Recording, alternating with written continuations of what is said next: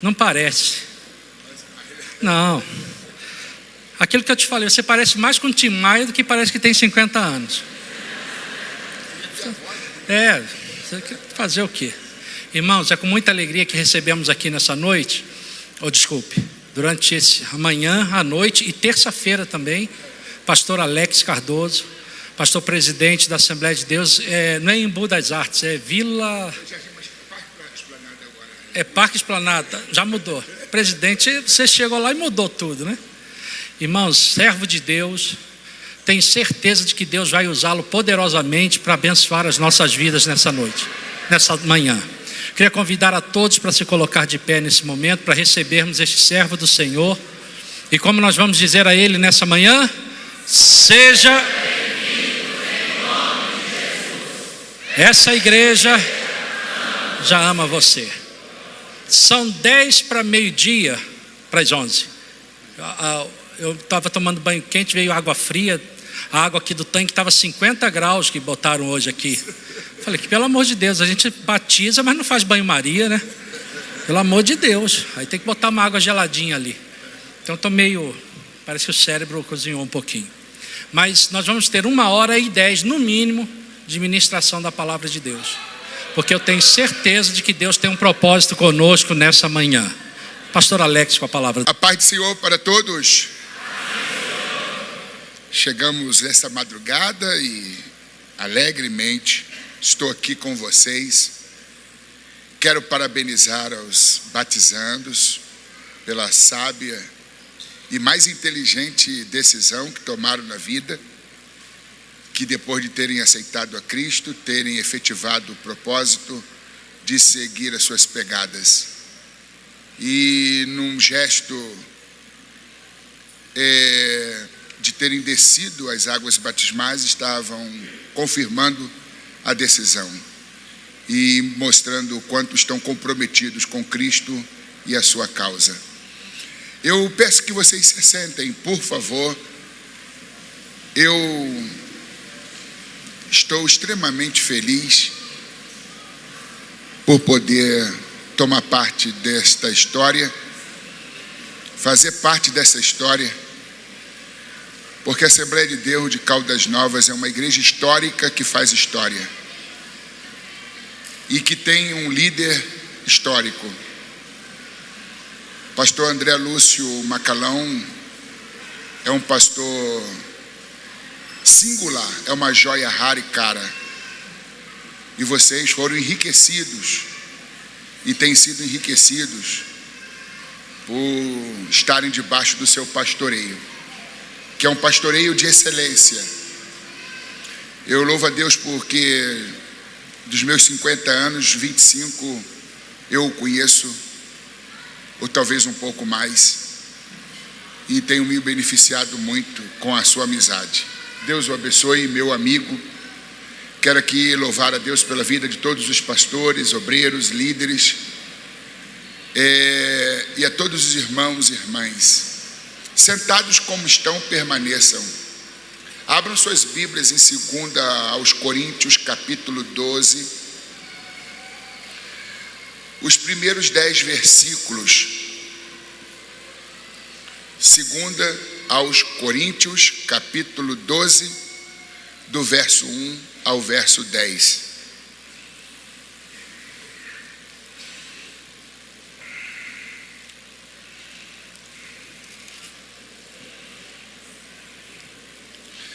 A visão celestial, o espinho na carne. São essas duas temáticas tratadas nesse texto. Em verdade que não convém gloriar-me, mas passarei as visões e revelações do Senhor. Conheço um homem em Cristo que há 14 anos, se no corpo não sei, se fora do corpo não sei, Deus o sabe, foi arrebatado ao terceiro céu. E sei que o tal homem, se no corpo, se fora do corpo não sei, Deus o sabe, foi arrebatado ao paraíso e ouviu palavras inefáveis de que ao homem não é lícito falar. De um assim me gloriarei eu, mas de mim mesmo não me gloriarei, senão nas minhas fraquezas. Porque se quiser gloriar-me, não serei nécio, porque direi a verdade.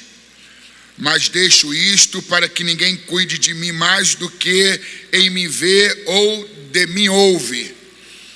E para que não me exaltasse pelas excelências das revelações, foi-me dado um espinho na carne, a saber, o mensageiro de Satanás para me esbofetear, a fim de não me exaltar. Acerca do qual 3 vezes orei ao Senhor para que se desviasse de mim, e disse-me: a minha graça te basta, porque o meu poder se aperfeiçoa na fraqueza. De boa vontade, pois, me gloriarei nas minhas fraquezas, para que em mim habite o poder de Cristo.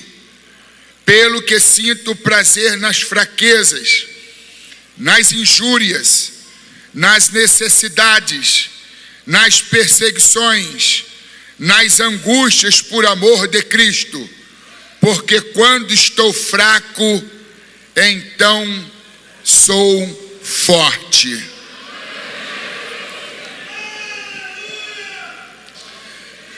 Por favor, mantenham suas Bíblias abertas neste texto.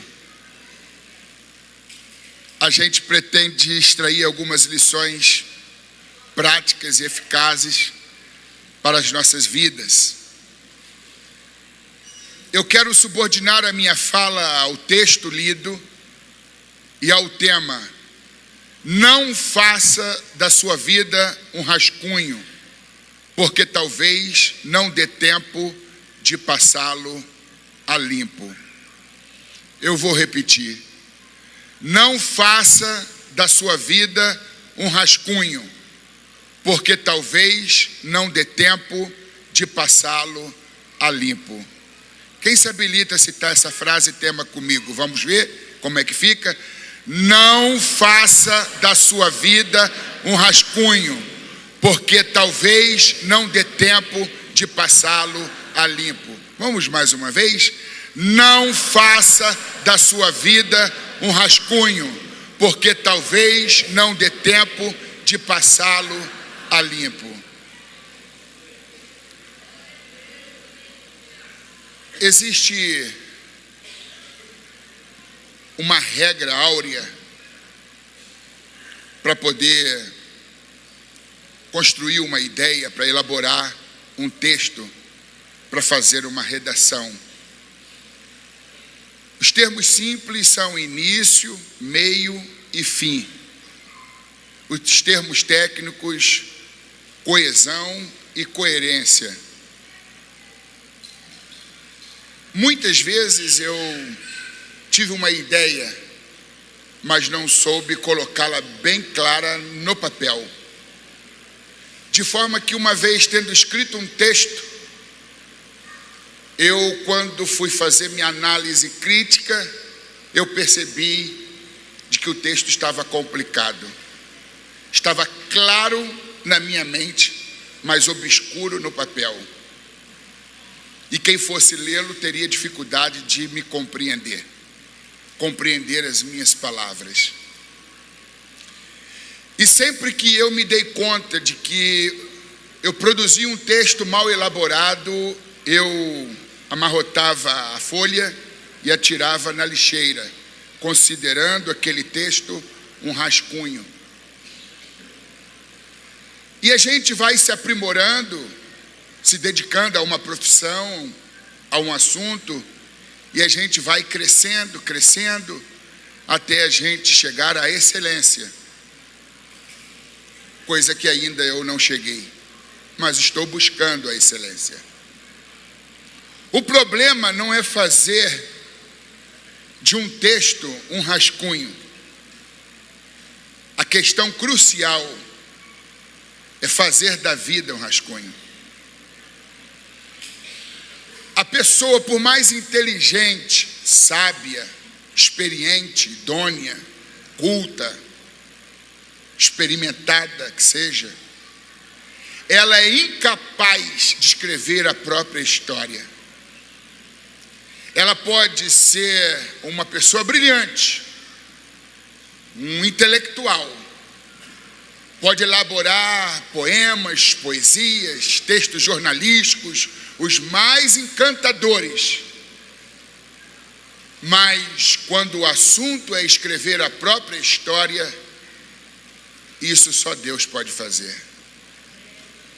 O máximo que uma pessoa culta, inteligente, sábia e idônea vai conseguir fazer da vida é uma manchete.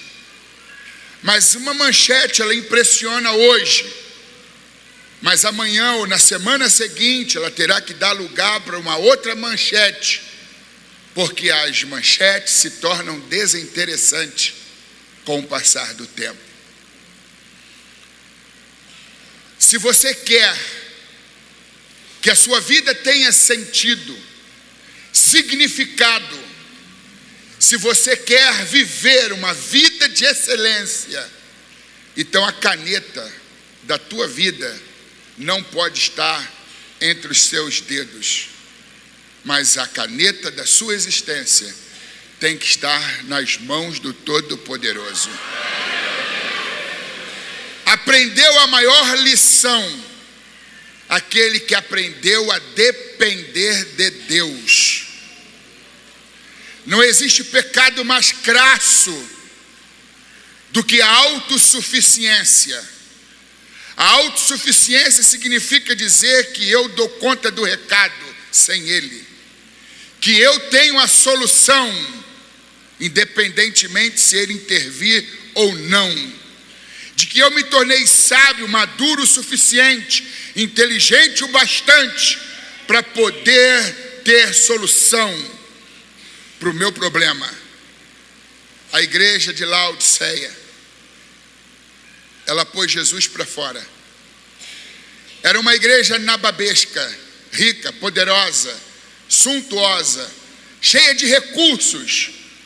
O seu líder, megalomaniacamente, com mania de grandeza, ele dizia: rico sou, de nada tenho falta.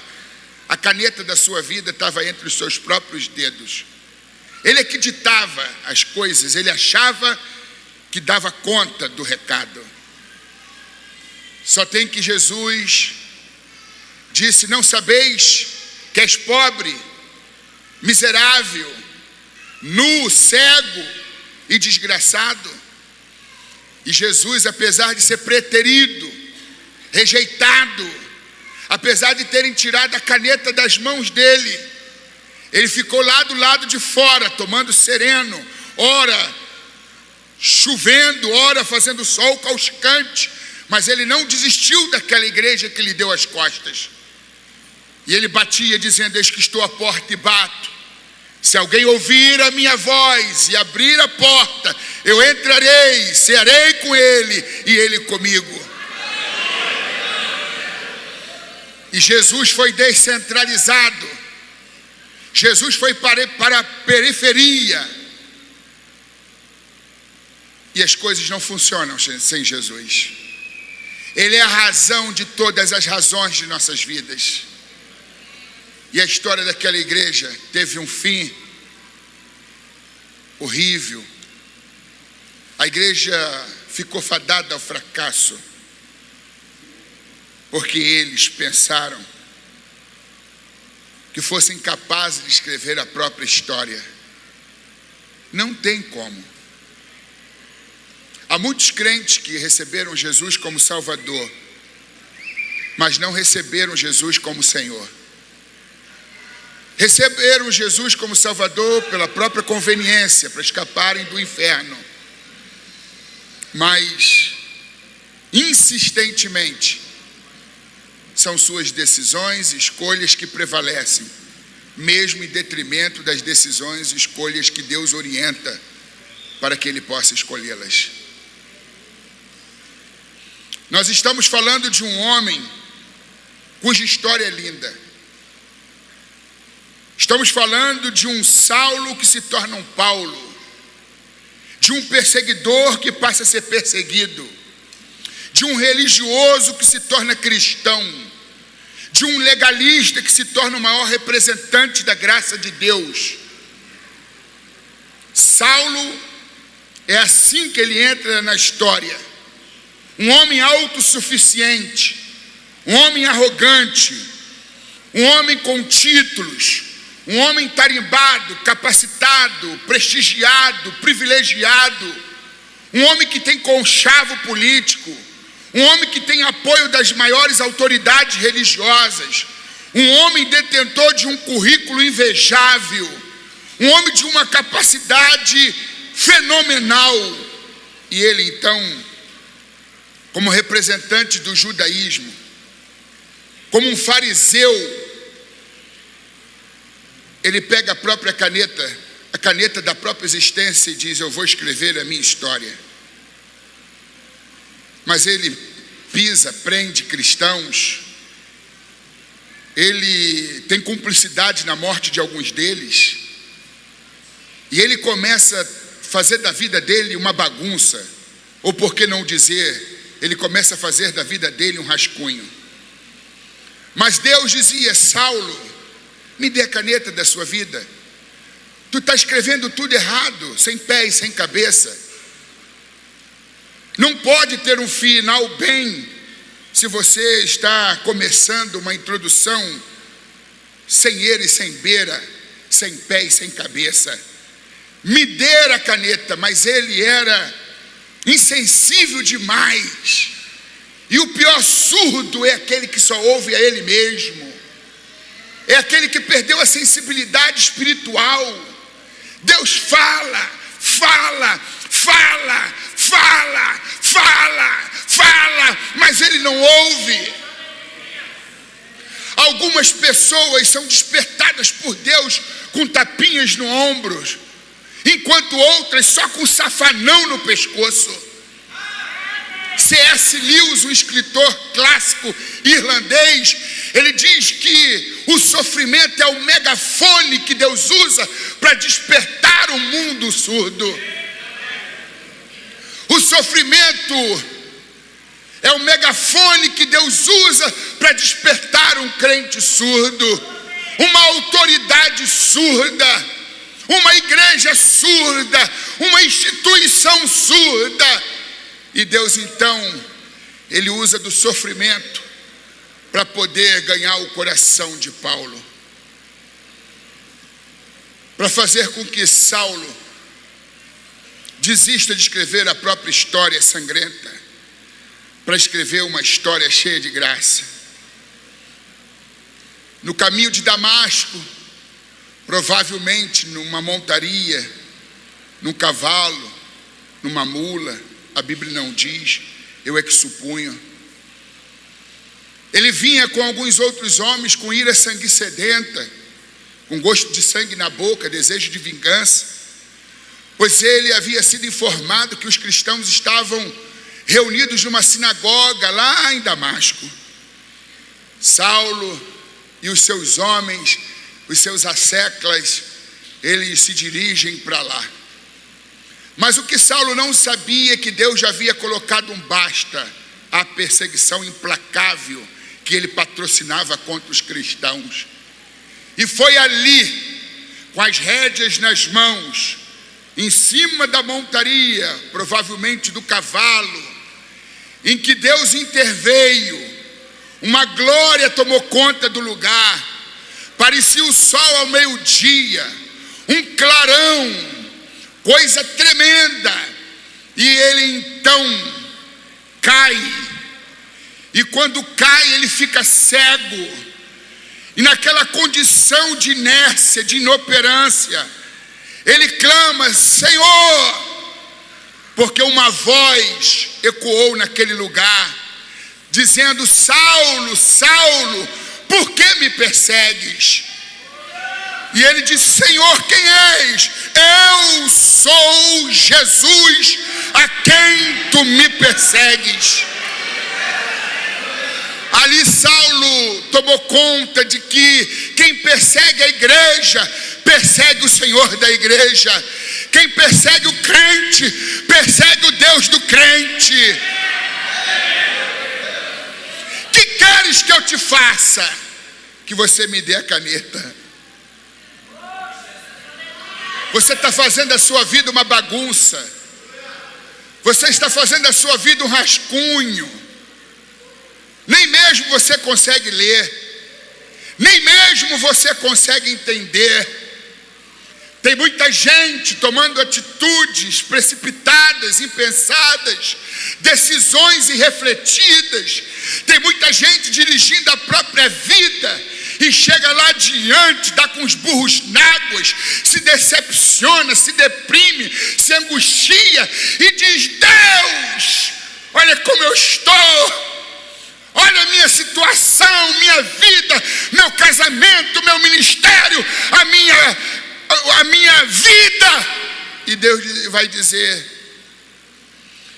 tudo isso que está acontecendo poderia não estar acontecendo. O problema é a caneta, filha.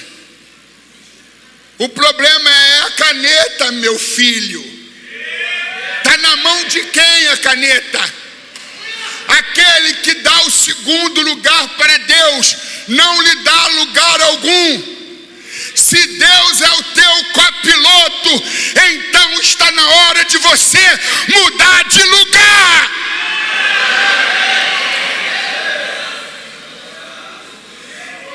Tem muita gente com volante na mão,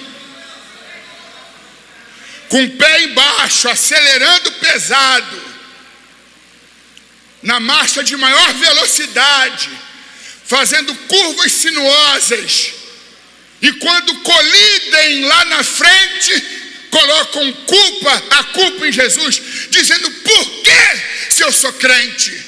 Por que, se eu sou ministro do Evangelho? Por que, se eu estou te servindo há 30, 40 anos? Não basta você me dar carona. Eu tenho que assumir o volante. Você bate, você colide, você capota, aí você responsabiliza Jesus. E Jesus vai dizer: a caneta está na mão de quem? O manche está na mão de quem?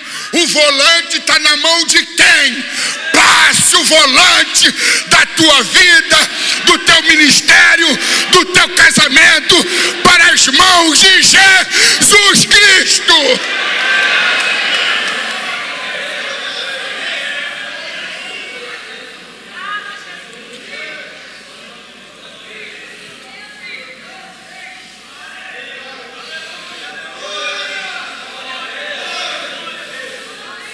O carro bateu, o carro colidiu, o carro da minha vida capotou. Resta saber, na hora que isso aconteceu, quem estava ao volante.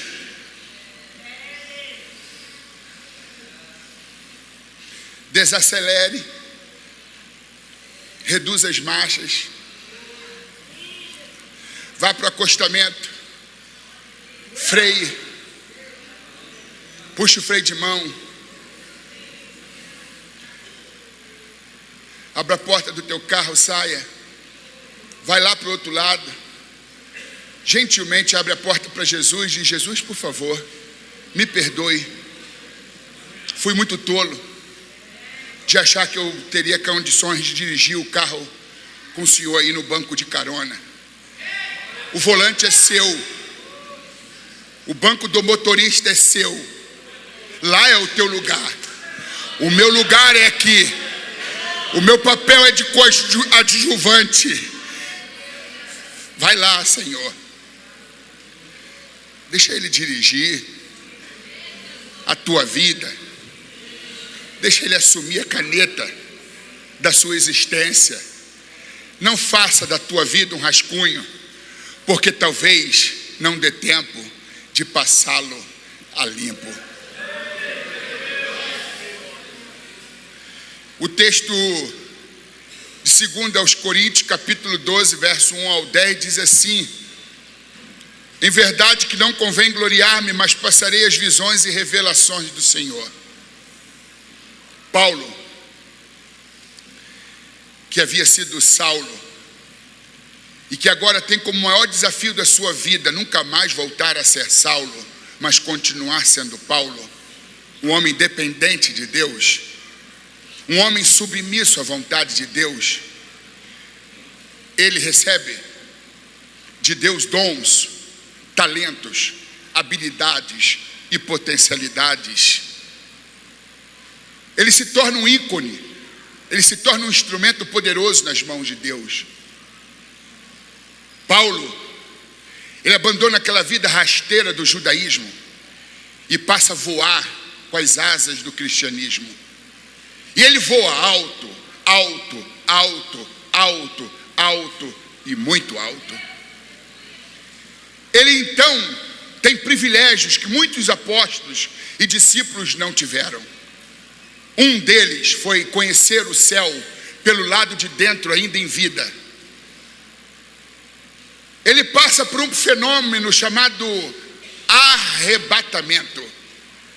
E a experiência foi tão inusitada, nova e tão complexa que ele não sabia dizer, trocar a miúdos, como aquilo havia acontecido, se no corpo ou se fora do corpo.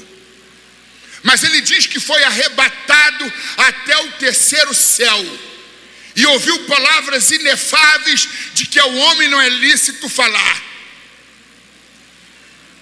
E ele ouve coisas, ele vê coisas, ele testemunha coisas, e ele fica extasiado. Ele passa a conhecer coisas que a grande maioria não tinha tido o privilégio de conhecer. Passa a experiência do arrebatamento e ele tenta entender o que houve. E ele diz: eu fui arrebatado ao terceiro céu, mas não sei como isso aconteceu, se no corpo, se fora do corpo. Eu não sei, Deus o sabe. Eu fui ao paraíso. Ele denomina o terceiro céu como o paraíso. Enfim, Paulo, ele diz: ninguém teve este privilégio, ninguém teve esta prerrogativa. Deus deu a mim, e eu tenho que vigiar, porque quando desta experiência Deus me deu revelações tremendas, visões extraordinárias. Aí, para que ele não incorresse no erro de se ensoberbecer, ele diz assim: passarei as revelações e visões do Senhor, enfim, eu vou relatá-las quando Deus me mandar. Mas quando eu relatá-las, as revelações e visões, eu vou criar um personagem fictício. Eu vou atribuir a minha experiência a outrem. A igreja será beneficiada pelo conteúdo das visões e revelações, mas eu não vou precisar dizer que fui eu quem tive esse privilégio. Isso se chama despretensiosidade, humildade. Aquele que fala bem de si mesmo não merece crédito. Provérbios 27:2 diz: louve-te o estranho e não a tua boca, o estrangeiro e não os teus lábios. Paulo poderia ter dito: eu tive o privilégio de conhecer o céu pelo lado de dentro. Deus me deu esta e esta e esta e estas outras revelações e visões. Mas ele diz: eu conheço um homem, e atribui a sua experiência a esta figura. Tudo para poder tentar se proteger do orgulho, porque o orgulho é perigoso. O orgulho leva o homem à queda. O orgulho destrói ministérios. O orgulho nos afasta de Deus. O orgulho nos cega, nos entorpece, é inebriante, é enganador. E tudo que Paulo quer é permanecer na humildade, na dependência de Deus. Pelo que Paulo diz: conheço um homem em Cristo, que há 14 anos, se no corpo não sei, se fora do corpo não sei, Deus o sabe, foi arrebatado ao terceiro céu. E sei que tal homem, se no corpo, se fora do corpo não sei, Deus o sabe, foi ao paraíso e ouviu palavras inefáveis que ao homem não é lícito dizer ou falar. De um assim me gloriarei eu, mas de mim mesmo não me gloriarei, senão nas minhas fraquezas. Aqui em 2 aos Coríntios mesmos, capítulo 3, versículos 17 e 18, ele diz: aquele que se gloria, gloria-se no Senhor. Porque não é aprovado aquele quem a si mesmo se louva, mas sim a quem o Senhor o louva.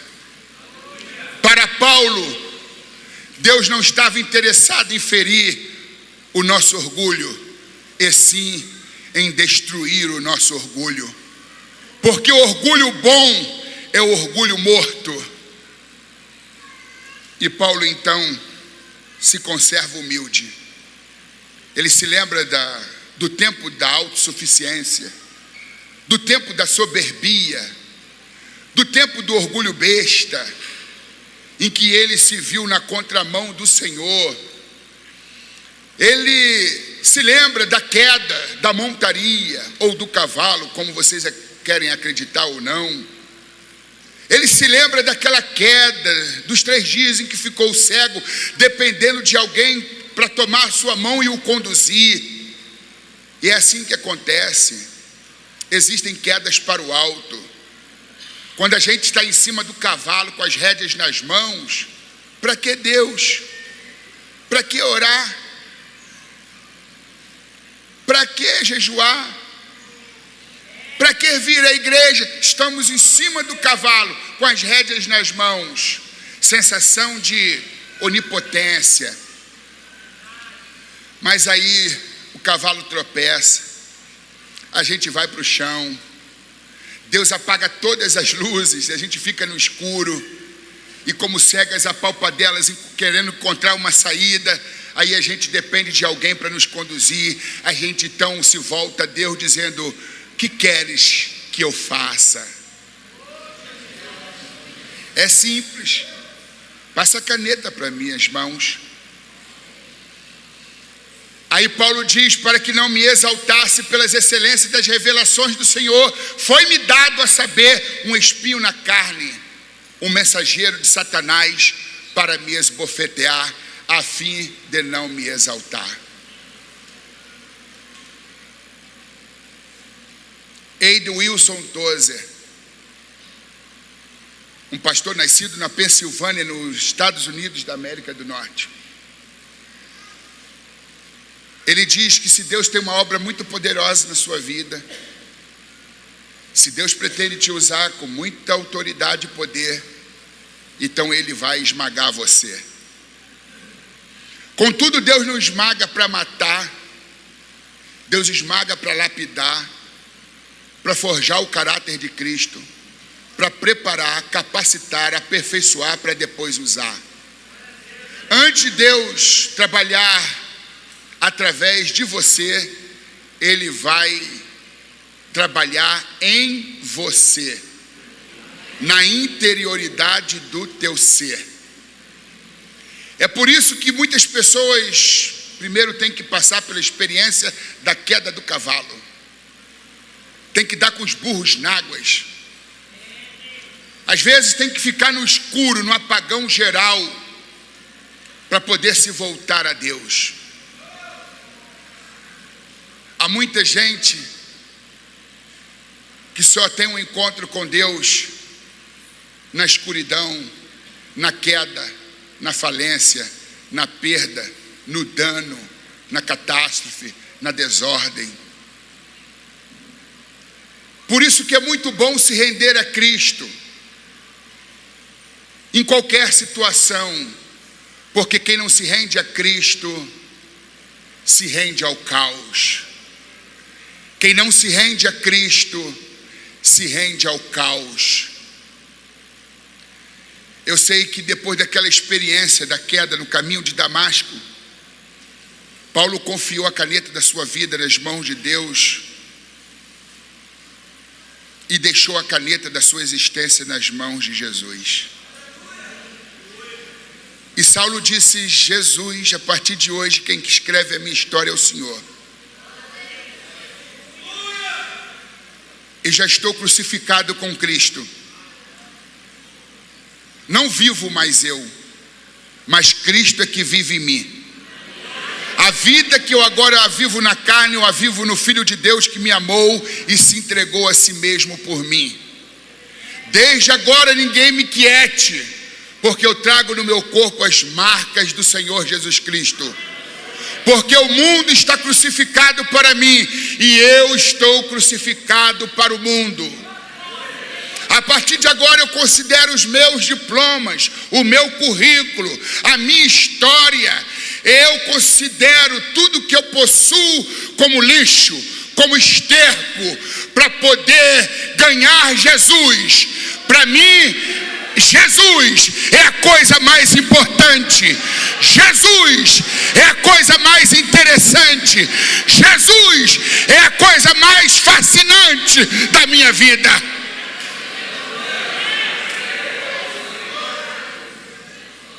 Paulo respira Cristo. Jesus Cristo é o único assunto do ministério de Paulo. Ele tem comunhão com Cristo. Ele se torna um homem completamente dependente de Cristo. Ele não faz da oração um assunto, ele faz da oração um estilo de vida. Porque ele sabe que estar pouco com Deus é fazer pouco de Deus. Mas para Deus não perdê-lo, para que ele não se ensoberbecesse com as excelências das revelações do Senhor, porque Deus confiou muito a Paulo, Deus reservou muita coisa para Paulo, e Deus precisava preparar Paulo para receber tanto mistério, tanta glória, tanta sabedoria, tanta capacitação, tanta revelação. E Deus permitiu o mensageiro de Satanás para esbofeteá-lo. Deus permitiu um espinho na carne, para que ele não se exaltasse, senão para que ele não se ensoberbecesse. E ele mesmo é quem diz: para que eu não me exaltasse pelas excelências das revelações do Senhor, foi-me dado a saber um espinho na carne, um mensageiro de Satanás, a fim de não me exaltar. Todos nós temos um espinho. Antigamente, na minha infância espiritual, eu dizia: Deus, eu não aceito esse espinho, eu rejeito esse espinho, arranque esse espinho. Eu não me conformo de viver com esse espinho. E essa foi a mesma atitude de Paulo no começo. A Bíblia diz que pelo qual 3 vezes ele orou ao Senhor para que ele, o Senhor, arrancasse o espinho da sua carne. Porque o espinho incomoda. O espinho aniquila o ego. O espinho desmonta o homem. Traz desconforto. E faz com que o homem dependa cada vez menos de si e mais de Deus. Menos de si e mais de Deus. De forma que orar para Deus arrancar o espinho é uma estupidez teológica. O próprio Paulo orou 3 vezes para que Deus removesse o espinho. E Jesus não lhe respondeu na primeira vez que ele orou. Jesus não lhe respondeu na segunda vez que ele orou. Mas a resposta veio quando ele se prostrou pela 3ª vez. Mas Jesus respondeu o que Paulo não queria inicialmente como resposta. O que ele queria ouvir de Jesus é: hoje eu ponho um ponto final nessa questão e removo o espinho. Mas Jesus não disse isso. Jesus olhou para Paulo naquele desconforto, naquela agonia, dizendo: arranca, arranca, retire de mim o espinho. E Jesus disse: Paulo, a minha graça te basta, porque o meu poder se aperfeiçoa na fraqueza. Ouçam-me, Deus não arranca espinho, Deus põe espinho. Você está aqui sentado neste banco, que por sinal muito confortável, porque você tem um espinho.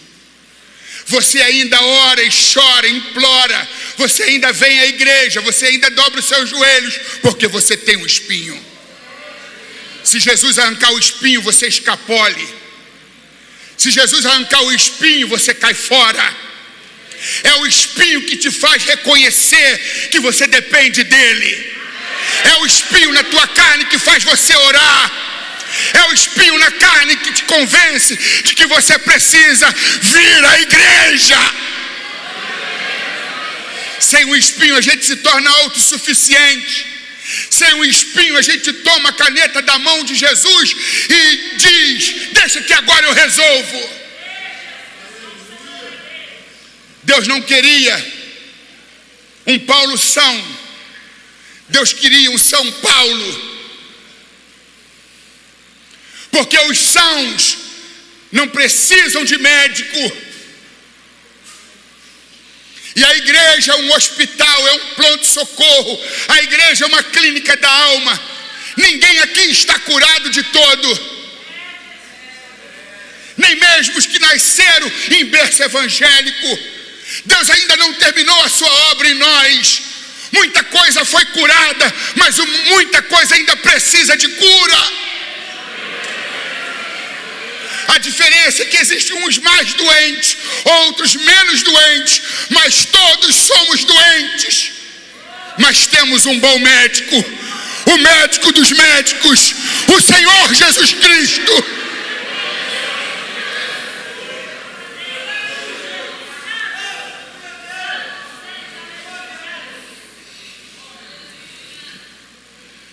E ele ora, ele ora.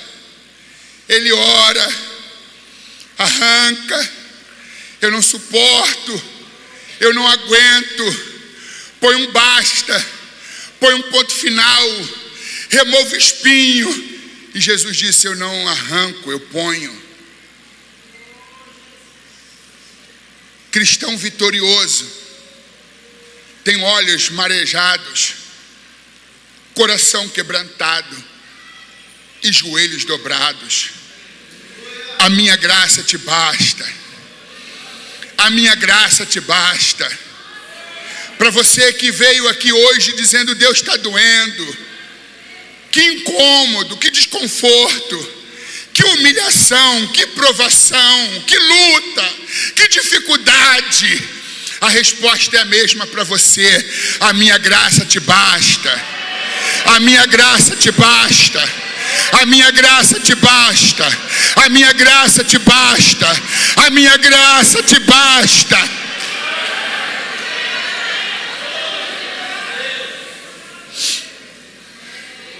Não vou te prometer o que a Bíblia não promete. Não vou dizer para você que Deus está removendo o teu espinho hoje e que você vai sair daqui sem desconforto algum, sem incômodo algum, sem a inconveniência do espinho na sua carne. Faça como Soren Kierkegaard, filósofo e teólogo dinamarquês. Com um espinho num dos meus pés, eu pulo mais alto do que com os meus 2 pés sadios.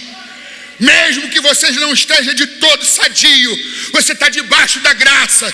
Então saia pulando, saia feliz, saia alegre, saia glorificando, saia daqui celebrando o nome daquele que arrolou o teu nome no livro da vida. Você pode aplaudir a Jesus Cristo.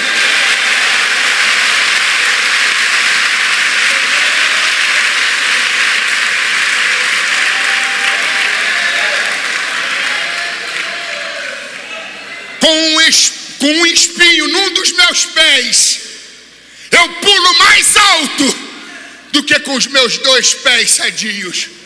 Está doendo, louve. Está sofrendo, louve. Está doente, louve.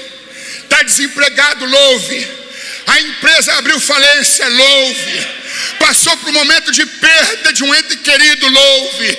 Louve, louve, louve, louve, louve, louve.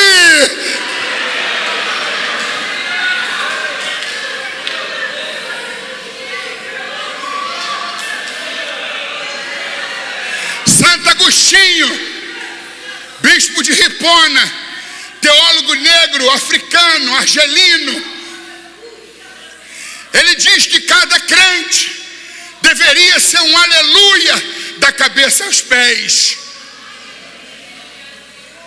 Seja um aleluia da cabeça aos pés. O profeta Abacuque disse: ainda que a figueira não floresça, ainda que o produto da oliveira minta, ainda que nos currais já não hajam vacas, as ovelhas das malhadas sejam arrebatadas, todavia eu me alegrarei e me exultarei no Deus da minha salvação.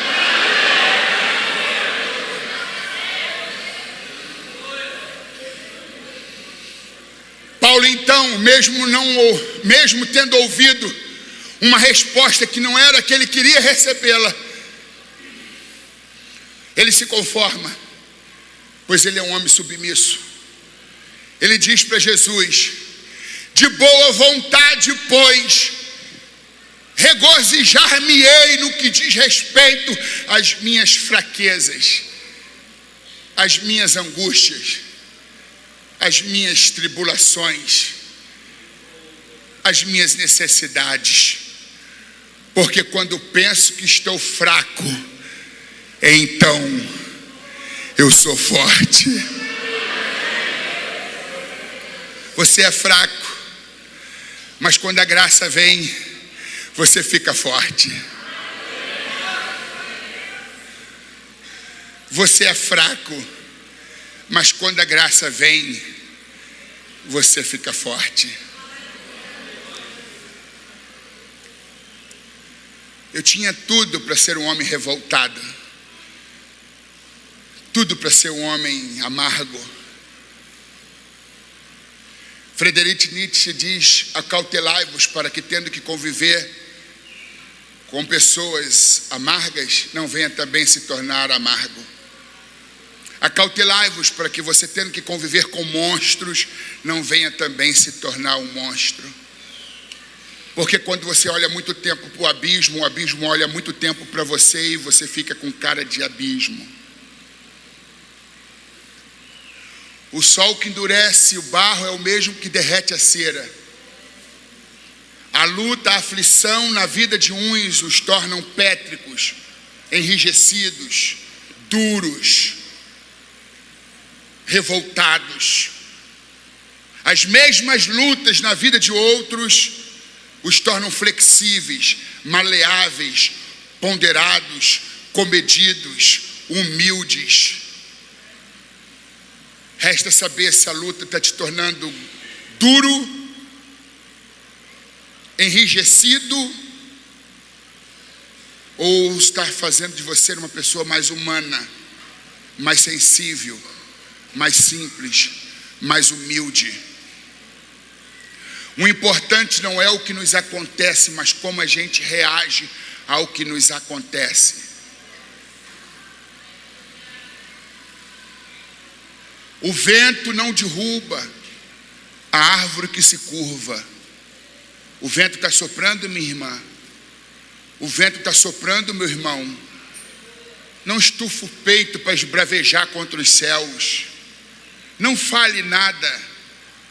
Se curva em oração, na presença, porque o vento vai passar. Nenhuma tempestade dura para sempre. O choro pode durar a noite toda, mas a alegria virá ao amanhecer. Nada é tão escuro como a meia-noite, mas a tendência é clarear. Vai clarear para você. Vai clarear. Abra a janela, porque o sol está nascendo. O sol voltou a brilhar.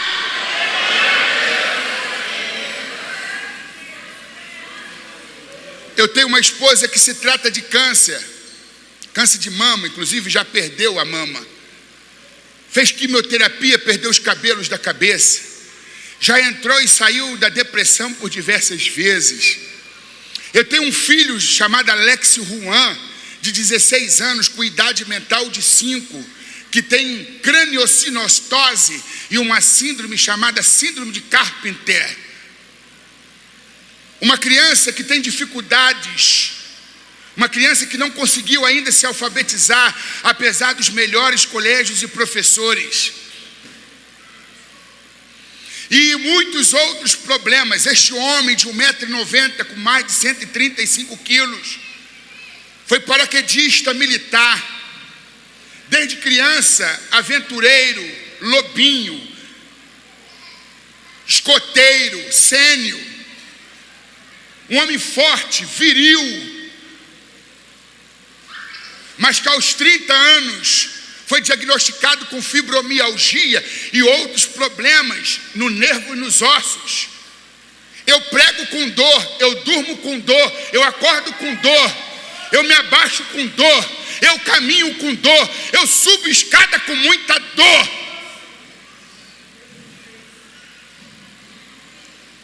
Mas a luta para mim não é um coveiro. A luta, a dor são meus professores. Problemas, dificuldades, lutas e tribulações não são os meus coveiros, são os meus professores. Não são o meu cemitério, são a minha escola, a minha faculdade. Se Deus me curar, Ele é Deus. Se Deus não me curar, Ele continua sendo Deus. Se meu filho for curado, Ele é Deus. Se meu filho não for curado, Ele continua sendo Deus. Eu quero ser um aleluia da cabeça aos pés.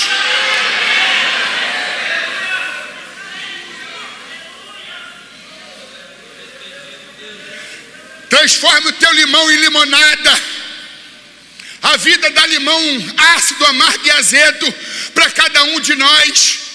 É que alguns pegam o limão do limoeiro e comem a casca ácida, mastigam os caroços amargos e tentam engolir os bagaços, dizendo que vida miserável, que vida miserável, que vida miserável. E Deus diz assim: pega o livro de receita, eu vou te ensinar a transformar o teu limão em limonada. Pega o limão do limoeiro, lava-o, corta ao meio, remova os caroços, coloca tudo no liquidificador, adiciona um pouco de água, bate em alta rotação, pega uma peneirinha, coloca em cima de uma jarra bonita. Agora coloca o supra-sumo por dentro da peneirinha para poder reter os bagaços. E agora o supra-sumo está no conteúdo da jarra. Adiciona mais água, põe açúcar ou aspartame. Coloca pedrinhas de gelo, porque Caldas Novas tem a temperatura do Rio de Janeiro. Coloca numa taça bonita e canudinho. Aquilo que era amargo, azedo e ácido, agora é uma limonada saborosa. E eu vim aqui para dizer para você que está com limão amargo, ácido, e azedo, e você com essa cara de gente revoltada, dizendo que vida desgraçada. Não, transforme as tuas lutas em marcos de crescimento. Não faça da tua luta um escorregão para a derrota, mas um trampolim para a vitória.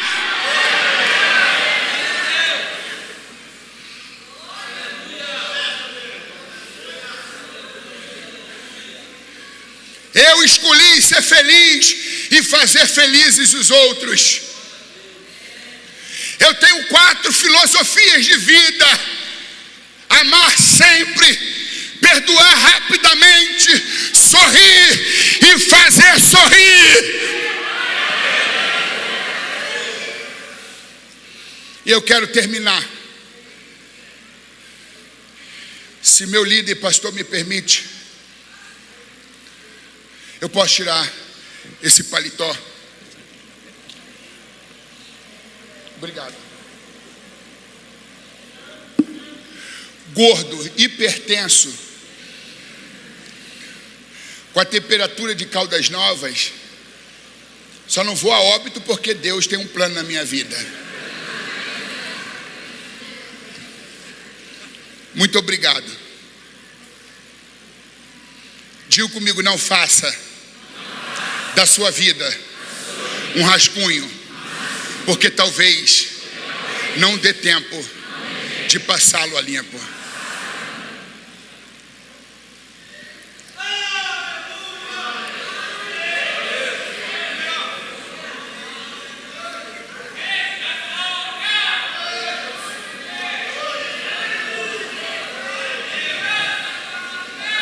Quero encerrar com um testemunho.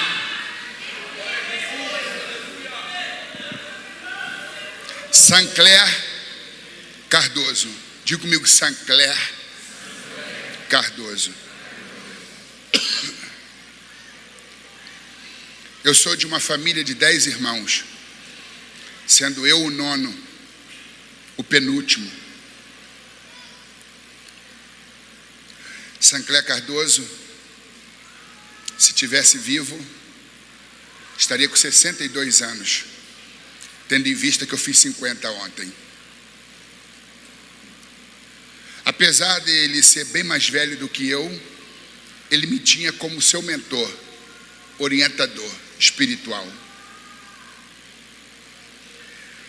O problema é que o Sancler, ele queria um cristianismo róseo, um cristianismo sem cruz, um cristianismo sem renúncia. O cristianismo só é cristianismo se houver cruz, se houver renúncia.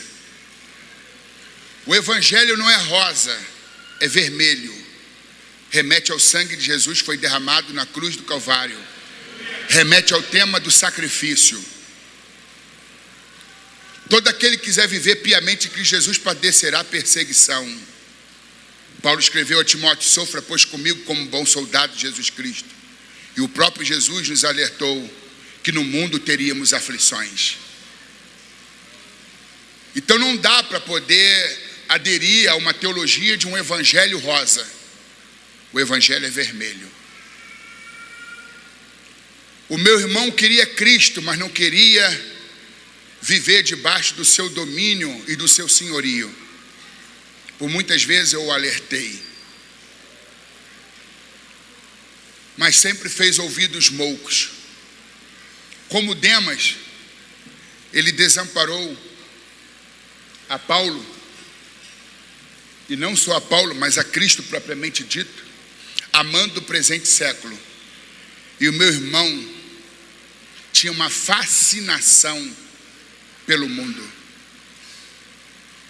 mesmo estando dentro da igreja. Há muita gente assim. Em casa é um leão, na rua é um fanfarrão e na igreja é um santarrão. Mas meu irmão tinha uma vida dupla. Era cristão na igreja e profano fora dela. Um dia ele visitou uma igreja batista renovada, El Shaddai, no bairro de Campo Grande, no Rio de Janeiro, na rua Terra Santa. Pastor Alcimar Martins, à época, isso foi em 1994. Em chegando lá, um culto muito efervescente, um culto avivado. Segundo o meu irmão, que saiu do culto e foi diretamente para minha casa, tendo em vista que eu morava no mesmo lugar, no mesmo bairro, na mesma rua daquela igreja, um tição tirado do fogo, assim que ele denominou o pregador, um homem alto, negro e ungido, estava pregando, parou de pregar, foi lá atrás. O meu irmão estava sentado no último banco Ele pôs as mãos na cabeça do meu irmão e diz assim: santificai-vos, santificai, santificai. Renuncie o mundo, renuncie o pecado. Põe ordem na sua casa, porque morrerás e não viverás. Eu te dou 1 ano para você se consertar. Se você não se consertar, vou te preparar e vou te levar. O culto terminou. Ao invés dele ir para casa, ele foi para minha casa. E chegando lá, assombrado, disse assim: meu irmão, Deus pode dizer que vai matar? Eu disse: Sancler, quando ele me contou toda a história, se foi Deus que usou aquele homem ou não, eu disse: você tem muito mais propriedade para dizer se aquele homem foi usado por Deus do que eu. Eu não assisti a cena, não estava lá. Você sabe como está a tua vida diante de Deus, então você vai poder saber se foi Deus quem falou ou não. Ele expôs a mim diante das pessoas, falando de coisas que só eu sei. Talvez seja o último recurso de Deus, Sancler, porque algumas pessoas são despertadas por Deus com tapinhas no ombro, enquanto outras só com safanão no pescoço. Talvez Deus já te deu muitos tapinhas, mas você está aéreo, você está insensível. Então Deus está tornando uma abordagem mais intensiva, muito mais, digamos, forte para você se despertar. Tudo bem. E disse: se eu não me consertar, ele vai me matar. Deus pode matar? Eu falei: claro. No Cântico de Ana, mãe de Samuel, lá em 1 Samuel capítulo 2, ele diz que eu sou quem mato e dou a vida. Faço descer a sepultura e faço subir dela. Eu enriqueço e empobreço. Eu abato e eu exalto. Eu tiro o andrajoso, o moribundo do pó e o faço assentar entre os príncipes. Essas prerrogativas são de Deus. Ele dá a vida e ele a tira. Deus pode matar. Foi embora. Não quis jantar naquele dia comigo. 1 ano depois ele volta, cabisbaixo, melancólico, depressivo, e diz: meu irmão, interessante, você acredita que hoje, num único dia, eu consegui visitar todos os nossos irmãos e você está sendo o último a ser visitado por mim? Visitei a Ângela, a Argélia, a Patrícia, a Margarete, o Marcelo, o Peter, o Marcos, o José, e agora, por último, eu estou visitando você. Será que é uma despedida? Eu disse: vira a boca para lá, Sancler. Despedida coisa alguma. Meu irmão era policial, supervisor do presídio Henrique Roxo, presídio psiquiátrico na cidade de Niterói, região metropolitana do Rio de Janeiro, e sociólogo. Mas estava vivendo muito mal. A caneta da vida dele estava entre os dedos dele. E Deus dizia: Sancler Cardoso, deixa eu escrever tua história. Ele disse: o mundo é tão bom. Esse negócio de renunciar não é comigo não. Deixa que eu escrevo a minha própria história. Ele se despediu de mim 1 ano depois da primeira ida lá, agora em 95, há quase 23 anos. Jantou comigo desta vez, ainda que não quisesse, eu forcei a barra. Ao abracei, orei por ele, ele foi. 9 horas chegou no trabalho, 8 horas da manhã chegou no trabalho, 9 horas sofreu uma queda e ficou tetraplégico. Estava trabalhando na editora Betel, o telefone toca, era a direção do hospital universitário Antônio Pedro, o maior daquela cidade. Por favor, Alex Cardoso? Eu disse: sim. Pois não, sou eu. É irmão do Sancler Cardoso? Eu falei: sim, sou. Há como se ouvir às pressas para o hospital Antônio Pedro aqui em Niterói, que aconteceu um acidente com seu irmão. Eu disse: mas o que houve? Chegando aqui, eu vou te dar os pormenores. Cheguei na recepção, me apresentei como irmão e pastor do acidentado. Tive acesso imediato ao seu leito. Na quadra de esporte daquele presídio psiquiátrico, ele sofreu uma queda simples, bateu com a cabeça e ficou tetraplégico. Estava lá na enfermaria com um ferro de 20 a 25 quilos amarrado à cabeça numa linguagem leiga, que eu não entendo termos técnicos de medicina, disse que era uma tentativa para poder trazer a coluna no lugar, porque ela comprimiu, ela sofreu um grande impacto. E eu chegando lá, fiquei postado, isto mesmo, postado como um poste, ao lado do leito, vendo aquele meu irmão forte, inteligente, atleta, diferente de mim. Ele levantava peso também, mas eu levanto garfo e faca. Ele levantava halteres da academia. E meu irmão ali falando com a voz entrecortada. O médico, diretor do hospital, era amigo dele, tendo em vista que o presídio ficava próximo do hospital e eles eram colegas. Me chamou à parte e disse: você é irmão de Sancler? Falei: sim, sou. Lamento ter que te dizer, mas teu irmão está tetraplégico. Você sabe dizer qual é a diferença de tetraplegia para paralisia? Eu disse: paralisia é a perda dos movimentos da cintura para baixo, tetraplegia do pescoço para baixo. Isso mesmo, você então já sabe. Reúna a família, os pais, os irmãos, diga para eles que o seu irmão vai levar uma vida vegetativa. Vocês terão que fazer a asepsia do corpo, a higiene do corpo, dar de comer, dar banho. Ele vai ser um homem completamente dependente de vocês, do amor de vocês. Seu irmão é genial, meu amigo. Se depender de mim, toda a infraestrutura, minha equipe médica, tudo está à disposição do seu irmão. Só quero te adiantar, na minha experiência médica, alguém com a lesão que teu irmão teve, ela é irreversível, não tem como mudar isso. Mas nós vamos fazer uma cirurgia reparadora, tentando de tudo para ver se a gente muda o quadro. Mas já quero alertar que é quase que impossível. Tudo bem. Eu fiquei ali do lado do meu irmão, impotente, sem dizer a ele um versículo da Bíblia. Não tinha o que dizer. Eu estava completamente impactado, vendo um irmão forte, novo, com 40 anos de idade naquela situação. Não tinha movimentos do pescoço para baixo e com dificuldade movia os olhos e falava com uma voz entrecortada. Ele percebeu que eu estava chorando e disse: não chora não, meu irmão. Eu tentei enxugar minhas lágrimas, mas quanto mais eu enxugava, mais lágrimas corriam. E ele disse assim: Deus sempre quis falar comigo, mas eu nunca dava tempo para ele falar. Mas agora eu tenho todo o tempo para Deus.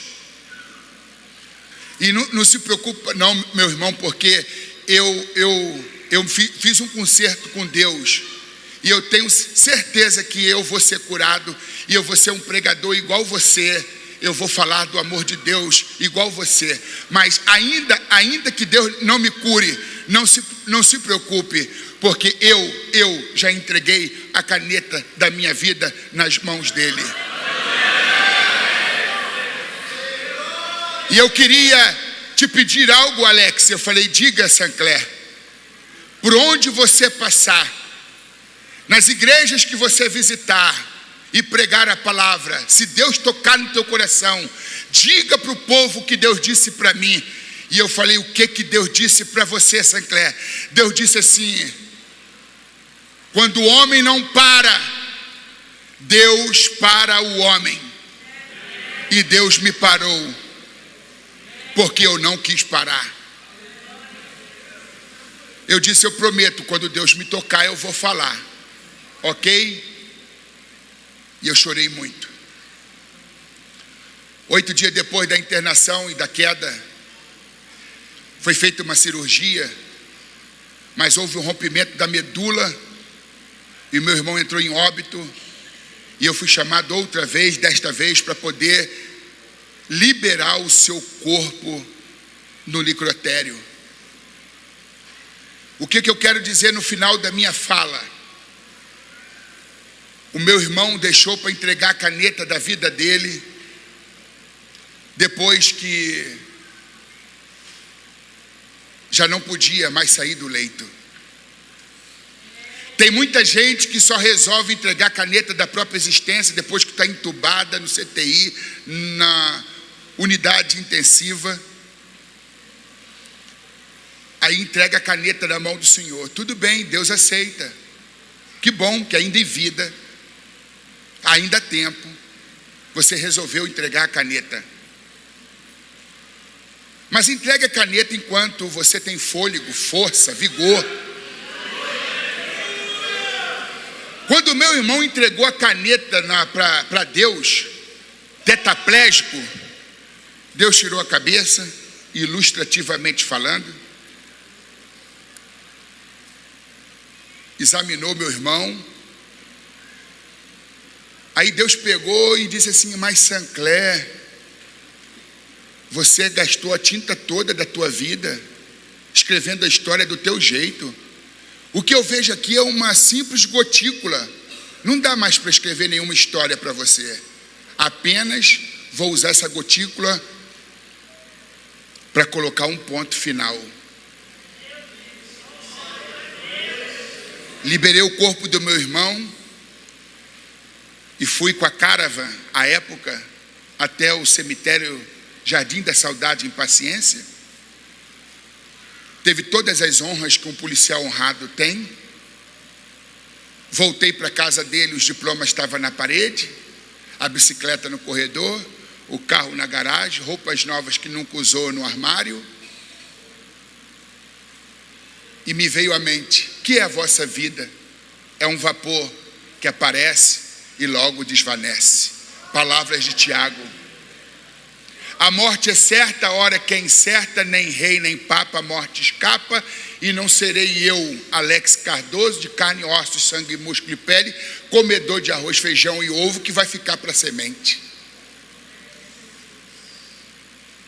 A morte é democrática, leva a criança, o recém-nascido, o idoso, o jovem, o adolescente, o negro, o branco, o magro, o gordo, o intelectual, o doutor, e o leigo, o iletrado, o rico e o pobre, o milionário e o miserável. A morte bate no palácio dos reis e nas choupanas dos pobres. A morte é certa, a hora que é incerta. Quem ama a vida não desperdiça tempo, porque de tempo que a vida é feita. E eu não vou perder tempo, vou deixar a caneta da minha vida na mão dele. A tinta vai ser gasta para ele escrever a história que ele tem para a minha vida. Eu não quero incorrer no mesmo erro do Sancler Cardoso, de entregar a caneta sem tinta, só com a carcaça. Quer comais ou quer bebais, ou façais qualquer outra coisa, fazei tudo para a glória de Deus. Viva para a glória de Deus, respira para a glória de Deus, venha para a igreja para a glória de Deus, pregue para a glória de Deus, faça a obra de Deus para a glória de Deus.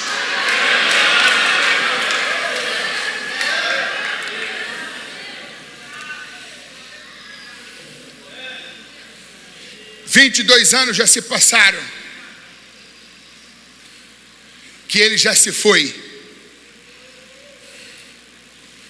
Que bom que há tempo entregou a caneta, ainda que com apenas uma gotícula. Mas enquanto ainda tem tinta, deixa Deus gastar a tinta. Não gaste não. Transfira a caneta da tua vida, da tua existência para as mãos dele. Não faça da sua vida um rascunho. Talvez também não dê tempo de você passá-lo a limpo. Deixa Deus possuir, ter nas mãos a caneta da sua vida.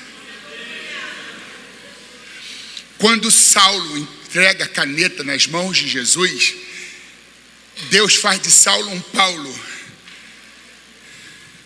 E Deus diz: porque você entregou a caneta nas minhas mãos, eu vou te ensinar a escrever.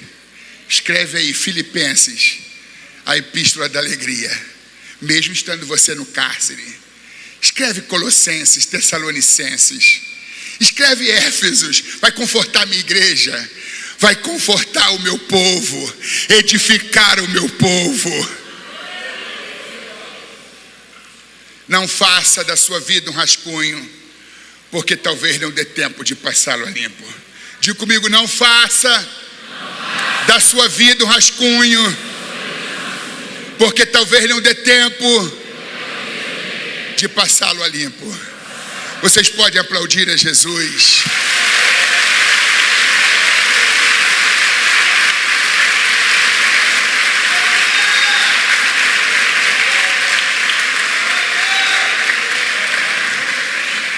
Pastor André Lúcio Macalão, me perdoe pelo tempo. Me perdoe. Quero louvar a Deus por tua vida, pela vida da sua esposa. Deus abençoe seus filhos, ministério. Eu vou fazer aqui um ato profético que não sou muito afeito a isso, mas está no meu coração. Alguém tem uma caneta aí? Tem? Na falta da caneta tem um lenço. Na falta de lenço tem um molho de chave ou qualquer outro objeto que represente uma caneta. Segure qualquer coisa. Uma chave, um cartão de crédito, uma foto, uma caneta propriamente dita, um objeto que represente uma caneta. Posso pedir para a igreja ficar de pé, pastor? Fica de pé, por favor. Pode segurar aí, né? Como se chama essa haste do violino? Como se chama essa peça aí? Um arco? Isso, o arco é a caneta, tá bem? Tem o celular e a caneta, tá bem? O celular vai representar a caneta. Isto. Trompete? Ah, tu já está aí com a caneta, né? Ah, com a habilitação. Carteira de motorista. Isso, segure alguma coisa. Faça assim, Senhor. Está aqui a caneta da minha vida. Eu me recuso a ser autossuficiente. Nada sou, nada faço sem o Senhor. Hoje eu entrego a caneta da minha existência nas tuas mãos.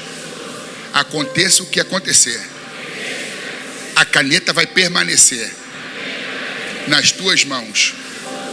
Sendo exaltado ou humilhado, eu me recuso a pegar de volta a caneta. Curado ou doente, em qualquer situação, a caneta vai permanecer na tua mão. Eu entrego a caneta da minha vida nas tuas mãos. Escreva a minha história. Só o Senhor é capaz de fazê-lo.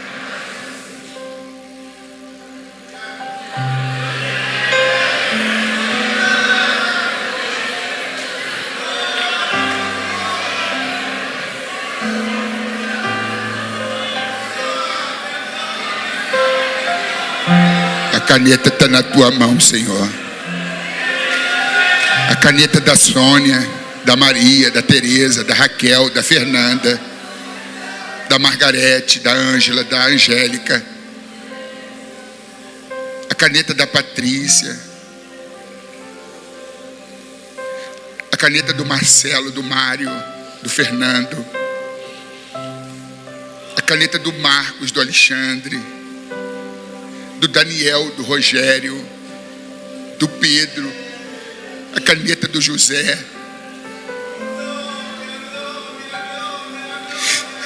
Olha quantas canetas neste altar. A gente foi tolo demais, soberbo demais, idiota demais de querer escrever a própria história, quando nenhum de nós é capaz de escrever a própria história. Mas nesta manhã do dia 10 de dezembro, neste início de tarde de 10 de dezembro de 2017, o teu altar está cheio de canetas. Pegue uma e escreva a nossa história. Use toda a tinta que tiver na carga. Use a tinta, a existência, a nossa vida para a tua glória. Não queremos transformar nossa vida num rascunho mal elaborado. Não queremos fazer da nossa vida um rascunho. Mas hoje, decididamente, a caneta sai da nossa mão e vai para as tuas mãos. Uma história de luta será escrita, mas uma história de verdade, e de verdade, de verdade, de felicidade.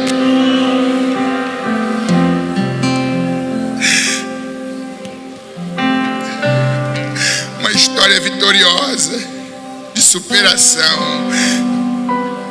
Eu abençoo este povo, eu abençoo esta igreja, eu abençoo o meu líder que está aqui, Senhor.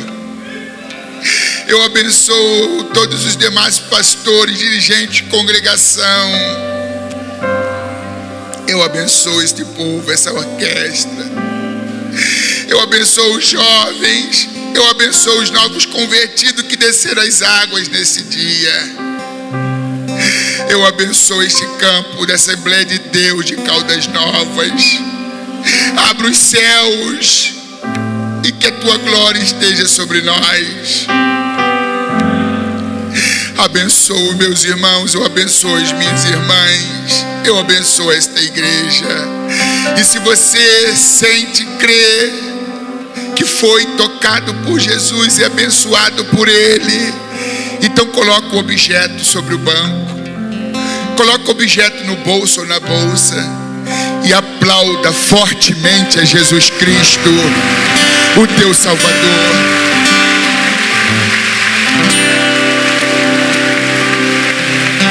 Aleluia.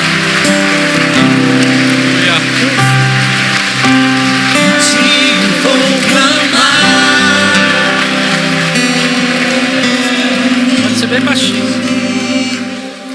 Eu quero nessa manhã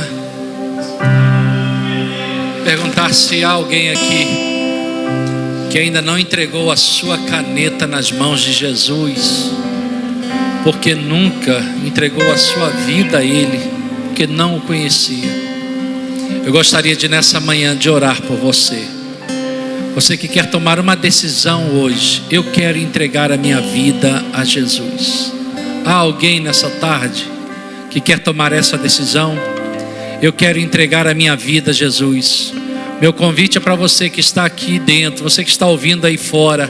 Se você nessa tarde quer tomar uma decisão, eu preciso de Jesus na minha vida, eu quero que Ele escreva a história da minha vida, eu quero lhe convidar a sair do seu lugar e vir aqui à frente. Nós queremos orar por você. Eu peço que você evite se movimentar agora. É um momento tão especial, tão importante. Há alguém nessa tarde que quer tomar essa decisão? Eu quero entregar a minha vida a Jesus. Eu não posso encerrar essa reunião sem fazer esse convite tão especial, porque Deus tem falado conosco de uma forma tão impactante. E quem sabe você está aqui nessa tarde e não sabe ainda o rumo da sua vida, o rumo da sua história. E Deus nessa tarde está falando para você: eu tenho poder para mudar a história da sua vida. Eu tenho poder para escrever uma nova história na sua vida. Há alguém nessa tarde? Meu irmão, minha irmã, veja se há alguém próximo a você. Se possível for, até acompanhe aqui à frente. Faça o seu papel agora, o seu convite agora. Há alguém nessa manhã, nessa tarde? Há alguém? Eu posso encerrar? Eu posso encerrar? A decisão é sua. A decisão é sua. O Espírito Santo toca no meu coração que ainda tem duas pessoas que precisam tomar essa decisão. Eu gostaria tanto de encerrar essa reunião vendo você tomar essa decisão. É um homem e uma mulher. Eu gostaria que nessa noite você tomasse essa decisão. Deus está clamando por você. Ele preparou isso para você. E Ele te chama nessa tarde. Está aqui. Deus te abençoe. Onde está a segunda pessoa? Vem correndo. Vem correndo para Jesus. Vem correndo para Jesus. Será que nós temos a segunda pessoa? Está vindo aqui? Está vindo a segunda pessoa. Deus abençoe. Será que nós temos a terceira pessoa? Do que Deus me mostrou ainda falta 2, viu? Pode vir 10. Do que Deus me mostrou falta 2. Pode vir. Porque hoje Jesus quer salvar você. Hoje Jesus quer escrever uma nova história. Está vindo um aqui. Deus abençoe. Onde está a quarta pessoa nessa noite, nessa tarde? Estou aguardando a quarta pessoa. Vem correndo. Vem correndo. Jesus está te chamando. Vem correndo, vem correndo, vem correndo. Porque hoje Jesus quer escrever uma nova história. Está vindo aqui. Deus abençoe. Deus abençoe. Você pode levantar a sua mão e adorar a Deus nessa tarde. Ele está aqui. Ele está aqui. Ele está aqui. Aleluia. Ele está aqui. Você também, jovem? Está vindo mais uma. Aleluia. Aleluia. Vamos orar. Vamos orar. Pastor Wilson Nunes, vem fazer essa oração em favor dessas vidas. Deus está escrevendo uma nova história nessa tarde. Eterno Pai Celestial, te apresento, Deus, nesse instante os teus filhos que aceitam agora, Senhor, entregar a caneta da sua vida nas suas mãos. Papai querido, agora reescreva, Senhor, uma história na vida deles. Perdoa, Papai querido, os pecados deles. Reescreva o nome deles no livro da vida. E ajude, Senhor, a eles para que permaneça firme e adorando o teu nome. Papai querido, muito obrigado, Senhor, por nesta noite, nesta tarde, falar com a tua igreja. Obrigado, muito obrigado, Deus. Aleluia. Jonatas, Ana Lúcia. Aleluia. Você pode aplaudir ao Senhor pelo que Ele está fazendo aqui nessa tarde. Aleluia. Isso, esteja encaminhando-se. Aleluia. Assente-se, querido. 2 minutinhos, já vamos liberar todos vocês. Nós estamos num bom tempo. Pastor Valso, vem falar sobre as...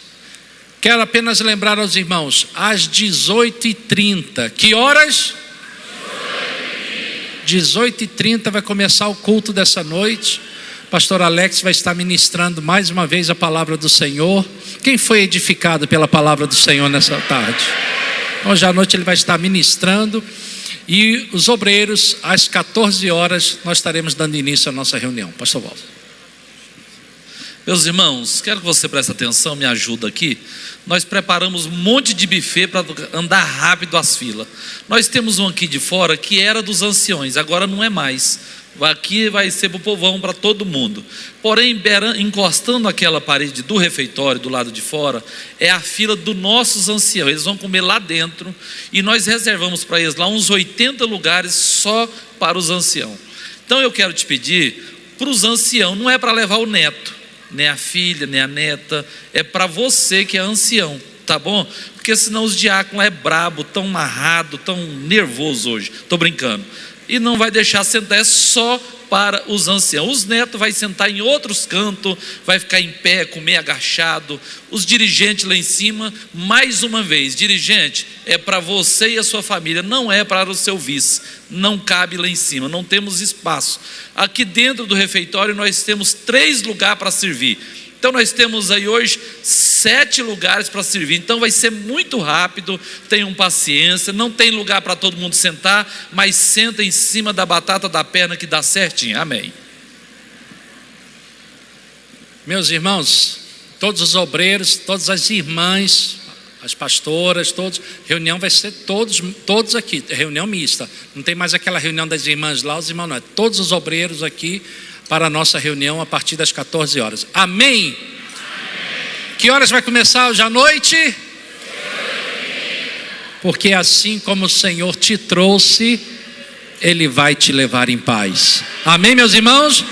Vamos na paz do Senhor. Deus abençoe. Bom almoço a todos. Até a nossa reunião e à noite. Deus abençoe. me have.